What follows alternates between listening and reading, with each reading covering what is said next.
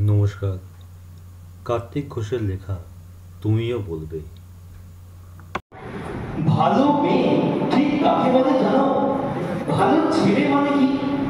তুমিও বলবে সহজ প্রশ্ন, মাপকাঠি একটি। যে মেয়ে পেয়েছে অঙ্কে 100, যে ছেলে ভূগোলে সেরা, তারাই তো ভালো সবাই বলছে। হিরের টুকরো মেয়ে, কাগজে ওদের ছবি ছাপা হয়, টিভিতে দেখায় মুখ। ওদের জন্য আমাদের তো ভাই আনন্দে ভরে বউ। তবু কেন জানো? তোমাকে বলছি, তোমাকে বলছি, দেখে শুনে বাড়ি ভয়। শুনে এত এত নম্বর পেলে কি ভালো ছেলে মেয়ে হয়?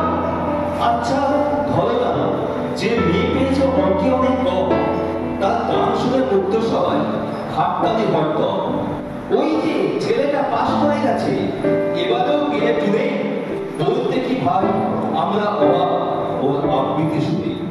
নাটকেও তার নেশা আছে, খুব পরে বিপদে ছুটে পাড়ার তিনটি বাংলায় নাকি 30 পেয়েছে ওকে। কিন্তু মেয়েটা খেলাধুলাতে 10খানা গায়ে নামি।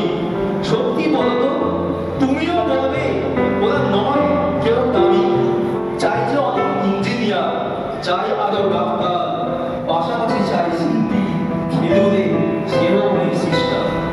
কম নম্বর পাওয়া ছেলেটাই কারিগর করে আজ দেশটা করতে তার দেখো কত দরকারি কাজ।